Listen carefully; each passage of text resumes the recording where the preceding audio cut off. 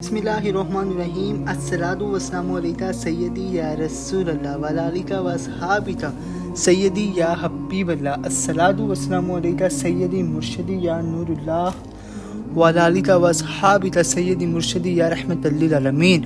बिस्मिल्लाहिर्रहमानिर्रहीम।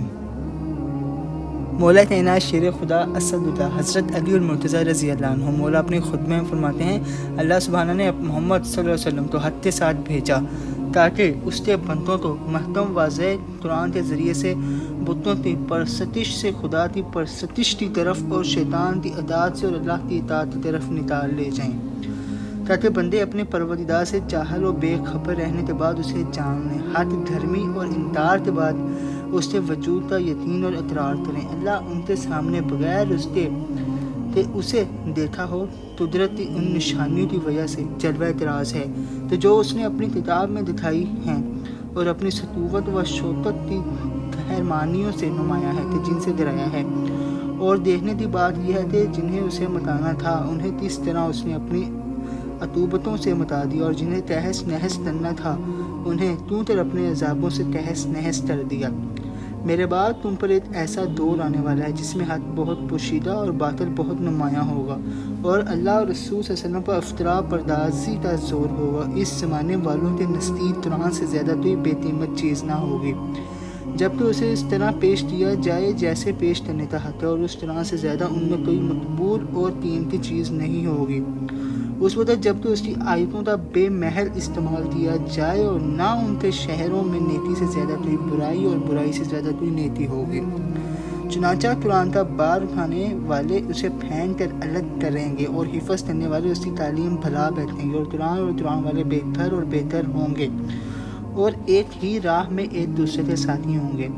उन्हें कोई पनाह देने वाला ना होगा। वो बज़ाहिर लोगों में होंगे मगर उनसे अलग थलग उनके साथ होंगे, मगर बेतलत इसलिए कि गुमराही हिदायत से साजगार नहीं हो सकती। अगरचे वो यकजाहों लोगों ने तो फर्दा परदाजी पर तो इत्तफाक कर लिया है और जमात से कट गए हैं, गोया कि वो किताब के पेशवा हैं। किताब उनकी पेशवा नहीं, उनके पास तो सिर्फ कुरान का नाम रह गया है और सिर्फ उसके खतूत व नकूश तो पहचान सकते हैं।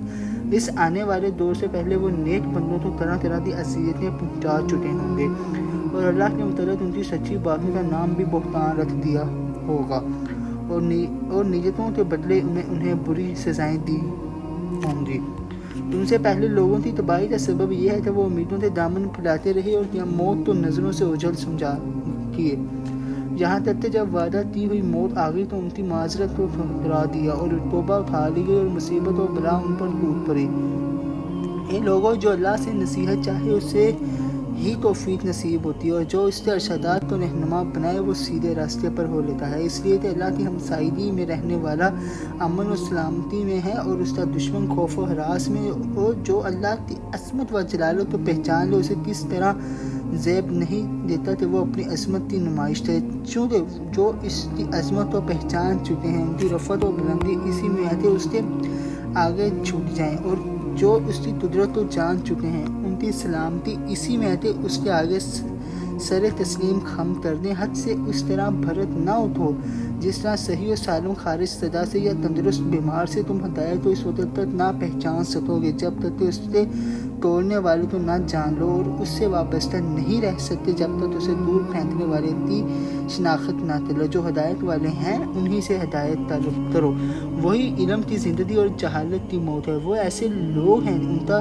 दिया हुआ हर हुक्म उनके इल्म का और उनकी खामोशी उनकी दुआई का पता देगी, और उनका ज़ाहिर उनके बातिन का आईनादार है। वो ना दीन की मुखालफत करते हैं ना उसके बारे में बाहम अख्तिलाफ रखते हैं। दीन उनके सामने एक सच्चा गवाह है और एक ऐसा बेजुबान है जो बोल रहा है। मेरे दूसरे दुआ अपने प्यारे रसूल के साथ हम पर अपना फजल और अपना तरफ फरमाए। ताजदार ख़त्म नबूवत जिंदाबाद, पाकिस्तान पाइंदाबाद। अल्लाह हाफिज़।